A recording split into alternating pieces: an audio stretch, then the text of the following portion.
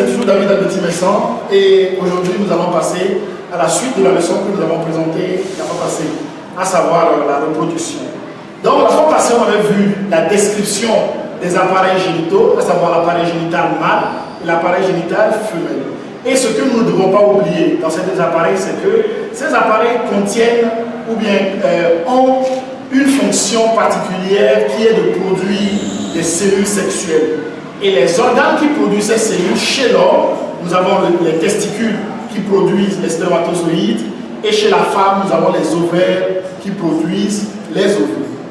Donc, nous allons continuer aujourd'hui et on voit en grand 2 les cellules sexuelles ou gamètes. Petit 1, le gamète mâle ou spermatozoïde. Le spermatozoïde est une cellule effilée, qui a une forme effilée, comprenant une tête où se loge le noyau et une queue ou flagelle responsable de la mobilité du spermatozoïde. Dans la cavité vaginale, un spermatozoïde peut vivre en moyenne 2 jours, exceptionnellement 1 semaine. Donc comme nous voyons là, ça c'est le schéma d'un spermatozoïde. Et comme on le disait, il s'agit d'une cellule effilée, vous voyez, c'est une cellule qui a une forme un peu allongée, avec une tête, la tête dans laquelle nous avons un noyau, et le reste du corps, le reste de la cellule, pardon, c'est un flagelle qui permet à la cellule d'être mobile. Donc ça c'est le spermatozoïde. Et ces spermatozoïdes, nous savons très bien qu'ils sont produits par les testicules. Ensuite, nous avons le gamète femelle, encore appelé ovule. L'ovule est une cellule sphérique, plus grande que le spermatozoïde. Il renferme un cytoplasme très riche qui abrite un noyau. Il est immobile car dépourvu de flagelle. Après leur libération, qu'on appelle ovulation, les ovules peuvent vivre environ 48 heures. Donc ce que nous voyons là, cette grosse cellule, tout ceci, c'est un ovule. L'ovule avec son cytoplasme et un noyau à l'intérieur. Maintenant, on a à côté un spermatozoïde. Donc c'est juste pour voir à peu près la différence de taille qu'il y a entre un ovule et un spermatozoïde. On voit que le spermatozoïde est très très petit par rapport à l'ovule de la femme. Maintenant, nous allons voir en détail le cycle menstruel de la femme. L'appareil génital de la femme fonctionne de façon menstruelle. Et on va voir comment ce fonctionnement se passe. L'appareil génital de la femme est caractérisé par un fonctionnement cyclique. Un cycle qui débute à la puberté. Ça commence à 10, 13 ans. Et s'achève à la ménopause, entre 45 et 55 ans. On appelle cycle menstruel l'ensemble des manifestations périodiques concernant l'appareil génital femelle. Ce cycle est en général de 28 jours et comprend une phase folliculaire ou appelée encore phase pré-ovulatoire, la phase avant l'ovulation, qui s'étend sur les 14 premiers jours. Un follicule croît et se transforme en un follicule mûr, renfermant l'ovocyte, qui est encore appelé l'ovule. Bon, en réalité, l'ovocyte, entre l'ovocyte et l'ovule, il y a une petite différence, mais à notre niveau, on va considérer ovocyte égal à ovule. En terminale, on verra la différence qu'il y a entre l'ovocyte et l'ovule. Ensuite, après la phase folliculaire qui dure 14 jours, nous avons une phase très courte qui correspond juste à la pente ovulaire, la pente de l'ovule. On dit, le follicule arrivé à maturité éclate et libère un ovule dans le pavillon de la trompe vers le 14e jour. Donc c'est au 14e jour qu'on a ce qu'on appelle une pente ovulaire. Et la troisième phase, qui est la phase lutéinique ou post-ovulatoire, se situe du 15e au 28e jour. Après l'ovulation, le follicule vidé de son ovule se transforme en corps jaune. Deux cas se présentent. Si l'ovule est fécondé, le corps jaune persiste et sécrète une hormone pendant les 6 premiers mois de la grossesse. Quand un ovule va être fécondé par un spermatozoïde, là, ça va être le début d'une grossesse. Donc si l'ovule est fécondé, on dit que le corps jaune persiste et sécrète une hormone pendant les 6 premiers mois de la grossesse.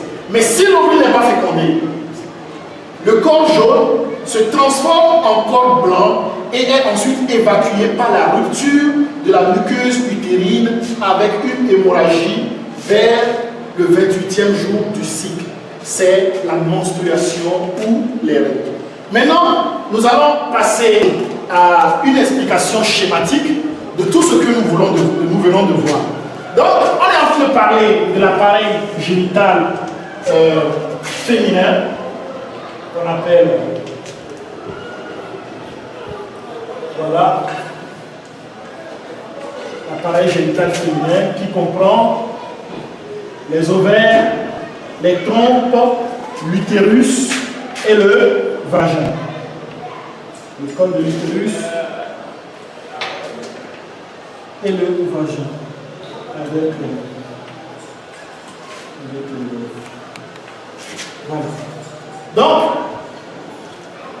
nous avons là un pavillon auquel est accroché un ovaire. Et là aussi, un pavillon auquel est accroché un ovaire.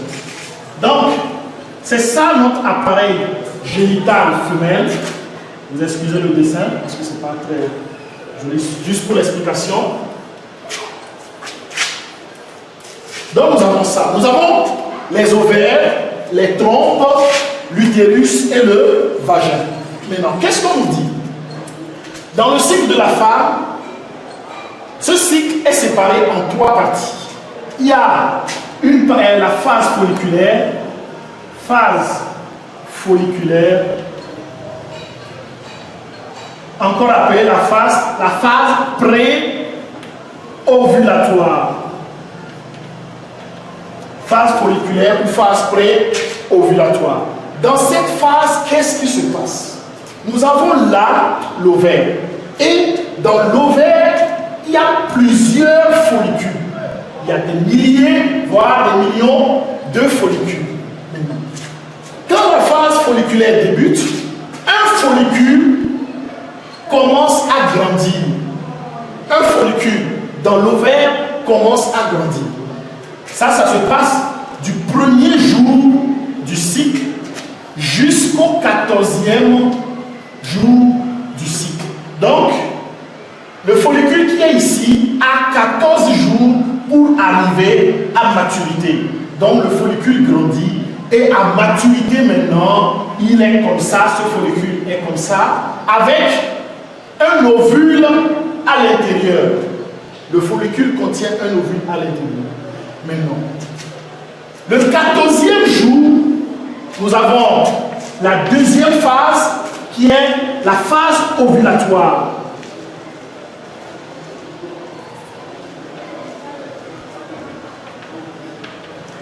Le 14e jour, nous avons la deuxième phase qui est la phase ovulatoire.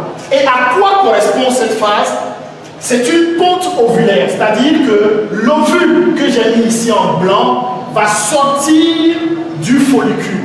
Le follicule va se déchirer et l'ovule va sortir du follicule et être déposé au niveau du pavillon de la trompe. Donc là, nous venons d'avoir une ponte ovulaire. Maintenant, qu'est-ce qui va se passer? Le 14e jour, ovulation. Ovulation. La ponte ovulaire ou bien l'ovulation. Maintenant,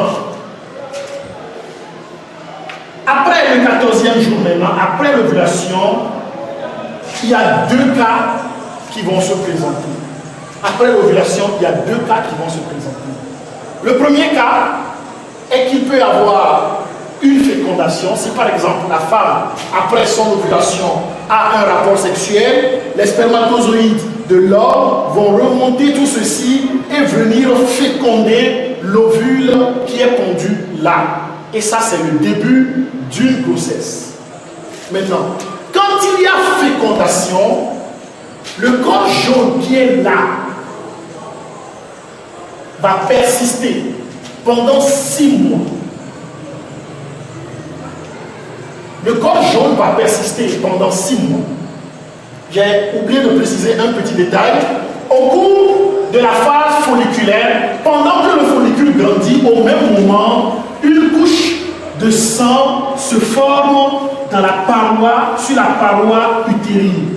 Et cette couche de sang, c'est pour accueillir le bébé qui viendra. En fait, si jamais il y a ovulation, l'œuf viendra se poser dans cette partie et on appelle ça la nidation.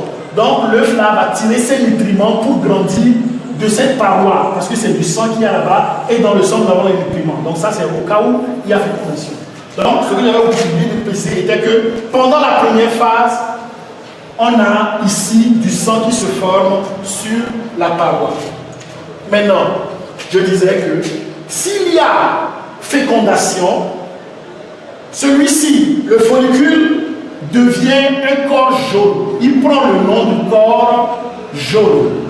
Et ce corps jaune produit une hormone pour maintenir cette paroi-là, cette paroi sanguine, c'est-à-dire cette couche de sang sur place.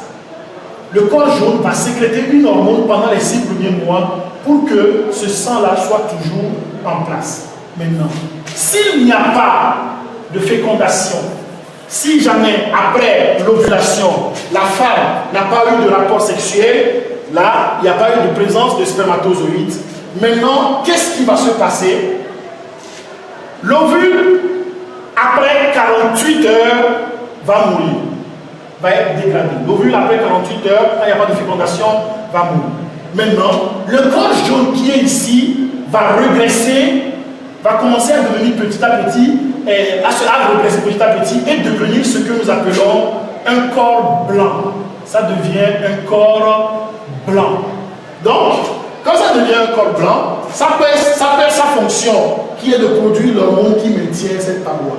Maintenant, au 28e jour, donc tout ça se passe à partir du 14e jour. Maintenant, au 21e jour, maintenant, ce sang va commencer à couler. Donc, il n'y a plus rien qui, pour maintenir le sang va commencer à être dégradé et c'est ça qui apparaît sous forme de menstruation ou bien de règles chez la femme. C'est ça qu'on appelle les règles. Donc, nous avons 3 phases. La phase folliculaire, la phase ovulatoire et la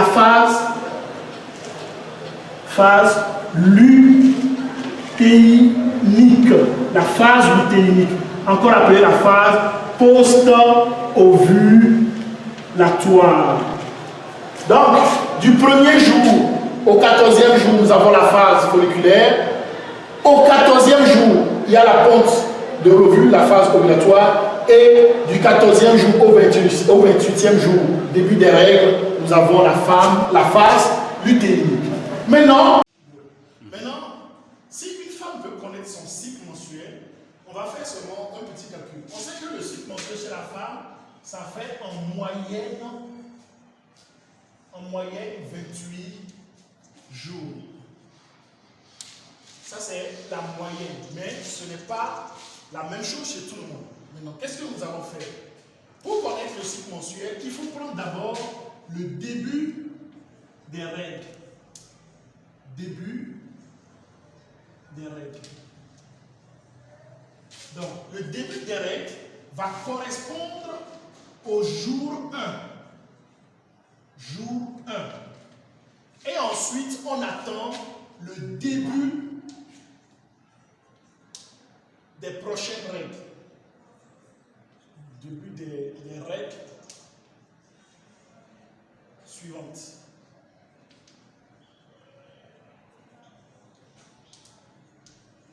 Donc, l'intervalle entre 2 règles, 2 menstruations, l'intervalle entre 2 menstruations c'est ça qui correspond à un cycle. C'est ça qui fait un cycle.